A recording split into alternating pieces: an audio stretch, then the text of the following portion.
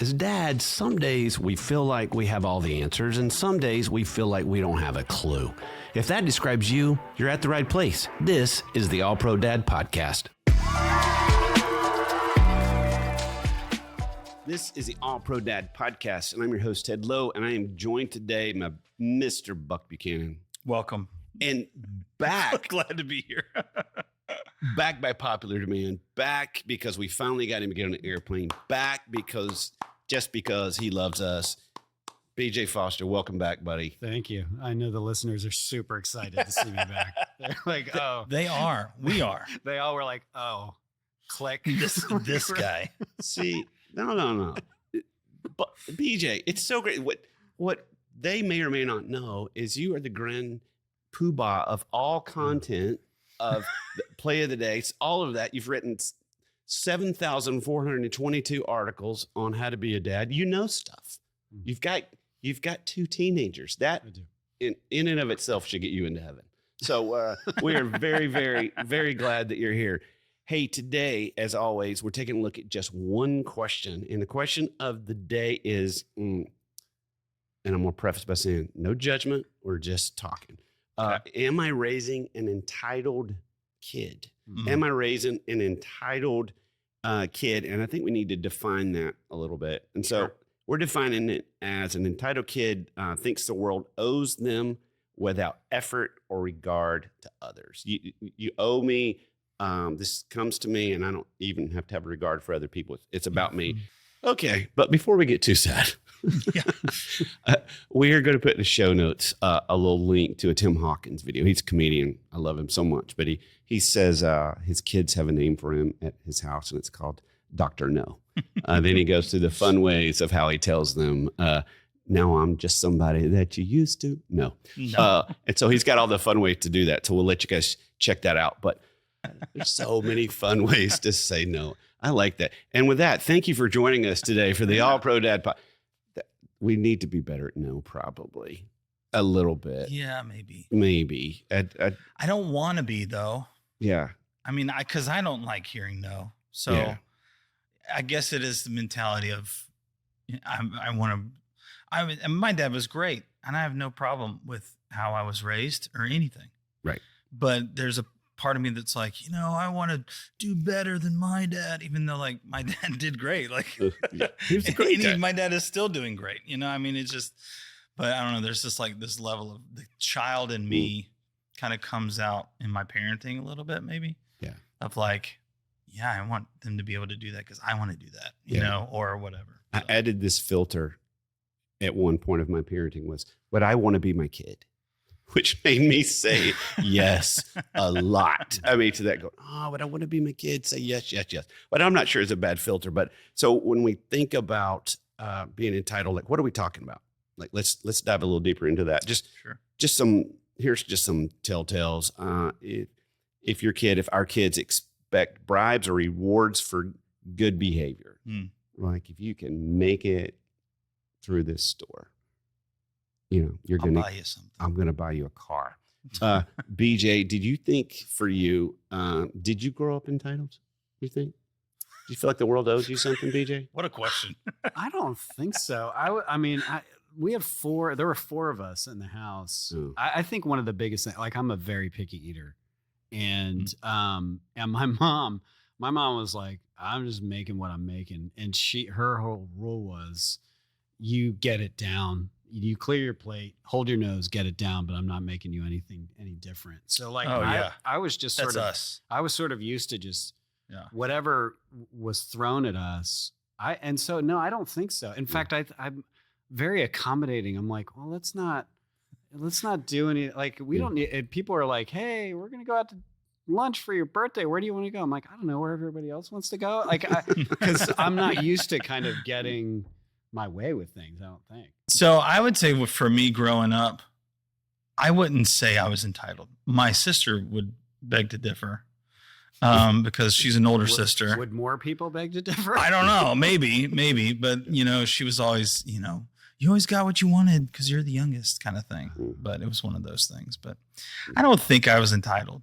I'm definitely, I hope that my kids aren't. Like going back to your food thing, we're the same way with the kids. And I grew up that way too. Of like, no, the dinner is this, so it's either have this or go to bed hungry. And but with my kids, the only time that we've made like concessions with that was if they really do try and they're trying to muscle that vegetable down or whatever like that, and they start gagging, like, but I'm looking at them trying. I'm just like, oh, so you're gonna need to get on the edge of throwing up. And then we're gonna let it go. Like one kid that he just does not like cooked vegetables, but he'll eat raw vegetables all day. And so that's like one of those, okay, if we're cooking carrots, we'll cook carrots, but then, we'll set a few raw aside and here you go, buddy. But that's such a mistake. I know. Now he's going to grow up to be entitled. He is. Yeah. I probably grew up a little entitled. I mean, I think it went from like not being entitled when my mom was on the planet. And then when she leaves me at 10, not her choice. Yeah. To be with the Lord. Yeah. Moving forward, I probably became entitled. I probably leveraged like my powers for evil at that point. Is it possible to be entitled when your mom dies at 10? Somehow I found a way. Somehow you worked it out? Somehow you figured it out? Somehow I worked a way. Especially with opportunities. Would you say that your dad kind of let you get away with more, especially around when that happened? Yeah, especially financially. Like financially, it would be. Okay, I can imagine. Yeah, I can imagine that being the case. Yeah. So I kind of feel like that balances out a little bit. And I think, listen, it's funny you say that because he bought me a brand new car when I was 16, and I look back at that now, and I think it's crazy. In fact, I took a picture of my oldest when he was 16 beside a new Camaro, which is what he bought me, and I sent it and I said, I wanted to keep the tradition alive. The man starts blowing up my phone. What now? What now? What? Like I'm going, I know. What a crazy move on your part. But I do think, and we can kind of move into this question of why do we tend to do this? Again, really quickly before we dive into that, though, here's a few other signs. It's a kid that feels like, hey, I don't need to help. Everyone else is helping. They feel like they don't need to help. Really more concerned with what's going on with me than others. Can't handle when things don't go their way. Needs a treat to get through the store. Expect to be rescued from their mistakes. Feels like the rules don't apply. And constantly it's just more. So why is it, if my dad, obviously not with a bad heart, did some things or allowed some things, and no slam on him whatsoever. I actually enjoyed it in many ways. Had a really cool car. But why do you think dads struggle with this? Like what would make, as we see entitled kids and we see entitlement in our kids, right? Everybody, we can see that entitlement in our kids. We can probably see a little bit better in everyone else's. What's the tension there? Why is this happening? What do you think, BJ? I mean, there's a part of it where Buck kind of was getting at it. The stuff that we didn't have. It's like, like I didn't have the Millennium Falcon when I was a kid, so now let me borrow it from my kids and I can play with it. Yeah. So there's a part of that. It's almost like reliving your childhood a little bit, where you get to kind of almost see through your kids' eyes what you didn't have. But then I think there's a majority of this that has to do with us. That it is a whole lot easier to plow the road or to say, I'll do it for them, or I'll just give them this. Yeah. And it's kind of that, I think there's a little bit of the instant gratification kind of that we've become so accustomed to, where it's just, it's just so much easier. It's like microwaving childhood. It's like, I'd rather just get them to smile rather than they have to labor through this. They have to struggle through this.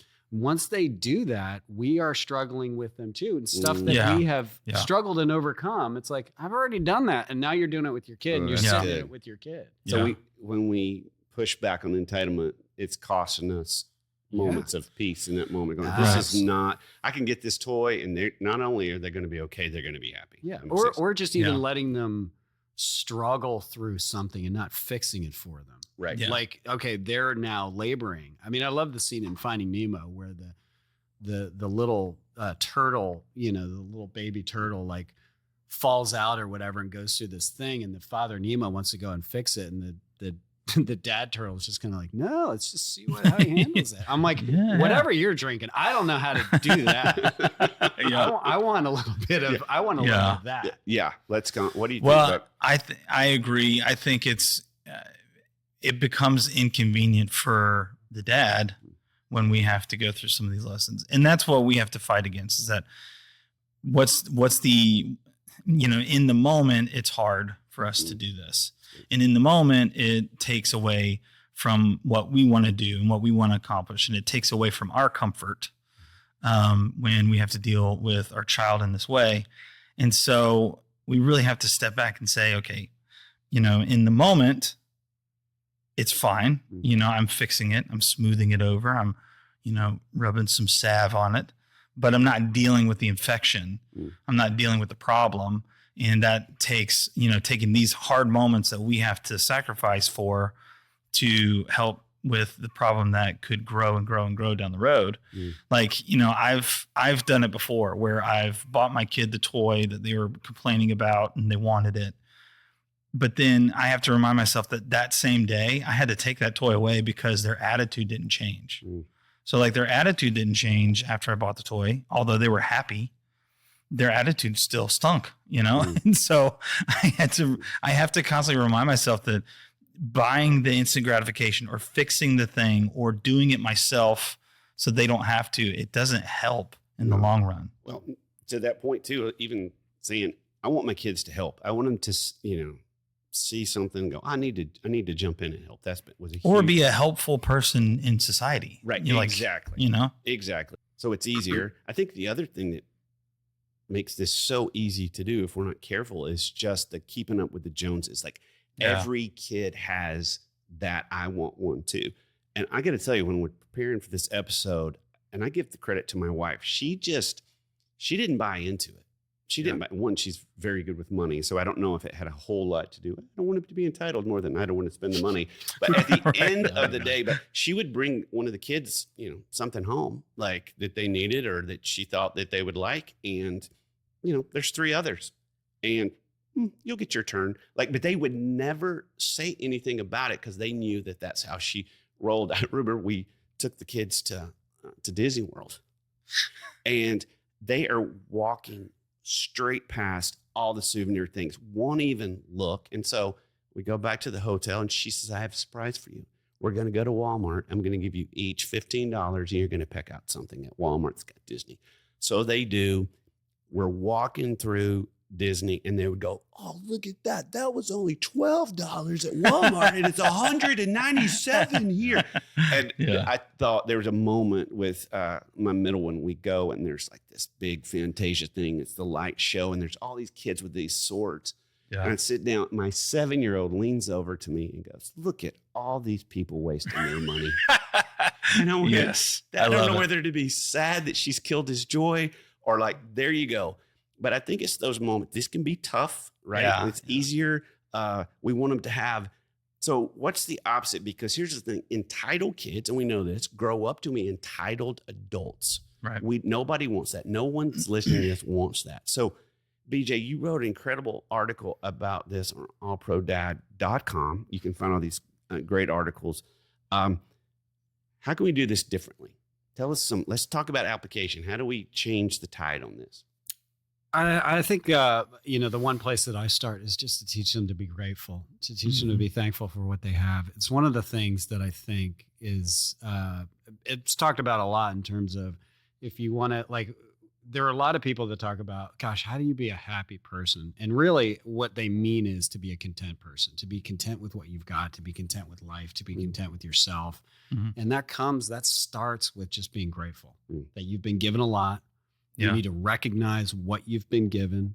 And so that's the thing. Like when Buck is talking about giving his kid this, thing, it didn't change the attitude. Sometimes it can make the attitude even worse. It's like if we keep giving them stuff one after the other, they can just kind of, it's not like that stuff is going to that can even grow the entitlement attitude. Right. And the goal is not happy kids. The goal is to raise kids with character. And so So teaching them how to be grateful. So teach them to say thank you. Mhm. What's the next one? So to make them earn their money.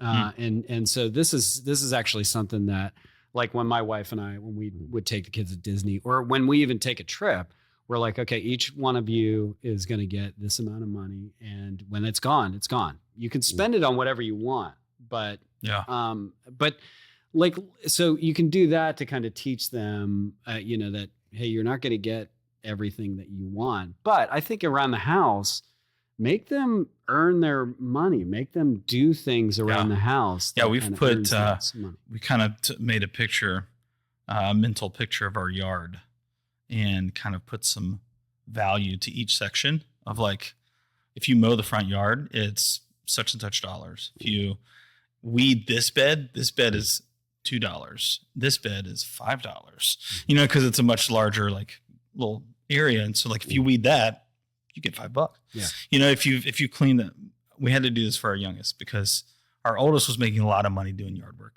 Our youngest was, like, making no money because he was too little. And so we were like, buddy, I'll give you $1 if you go clean the pool filter out, like the basket, because it's gross. But he'll shove his hand in anything. So he's like, sure, for $1. He's like, and like clearing. I was like, Dad, look at this. He's pulling a frog out and stuff. Right. So it's a game. Anything for $1. I like that. Yeah. But with my oldest, doing all of that stuff, that afforded him to be able to save up and buy a pair of Air Jordans, which were $120, $130. Right. That I was like, he's like, Dad, I want these. I was like, you got to save money. Yeah.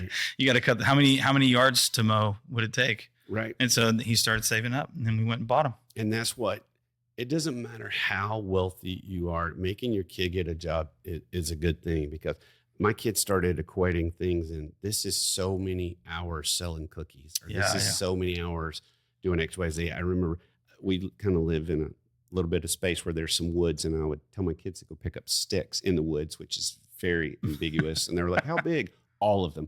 And so they talk like, and I remember I told my son, I said, you either pick up those sticks or you're going to pay me to do it. And $20. Boy goes in the house, comes back, hands me $20. And I went, oh, no. This is not how this works. And I was like, okay, bad example. But teaching them to earn money is a good thing. What's next?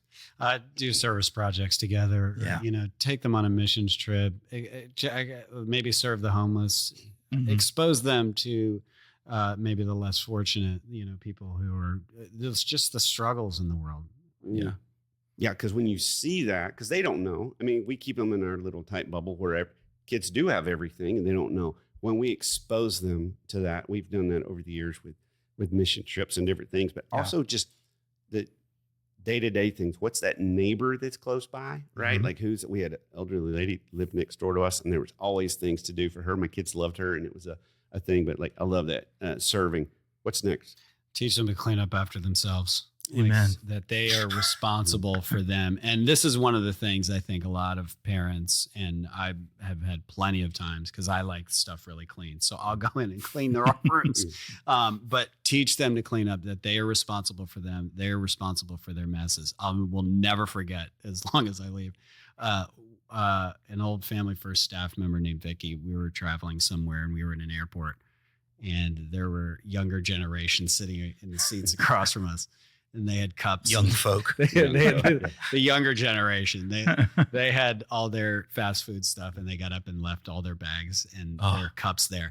And she stood up in the middle of the airport, pointed to it, and said, "This is what's wrong with the next generation, folks." and I was like, I do not want my kids. Like, anytime we're somewhere and I see trash, I'm like, you go and you help clean up. Not only yours, you help clean up some of the others. Yeah. And what's our final one? And then the final one is let them lose. So, there are a lot of parents. You felt really good saying that, by the way. I did. You're like, let them lose. Well, here's the thing. My dad and I used to play chess, and he did not let me win.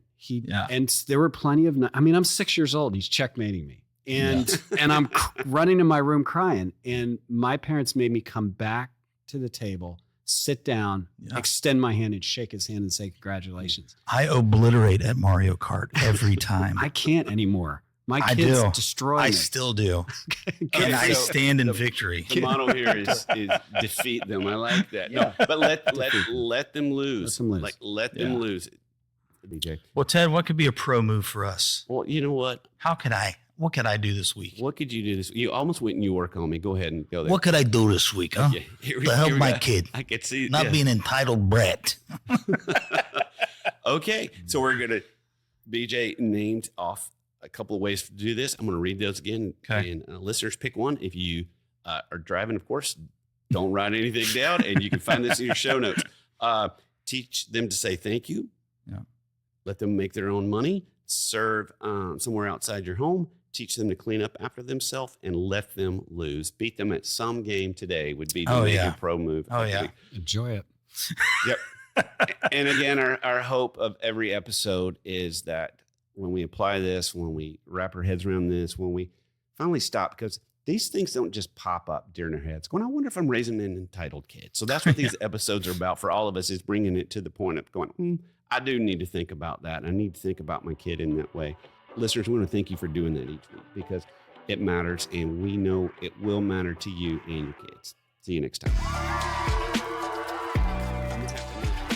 Thanks for listening to the All Pro Dad podcast. All Pro Dad is the fatherhood program of the nonprofit Family First. Along with our motherhood program, iMom, we exist to help you love your family well. Subscribe to our daily email, the All Pro Dad Play of the Day, by going to allprodad.com/subscribe and get daily powerful and practical fatherhood tips in your inbox.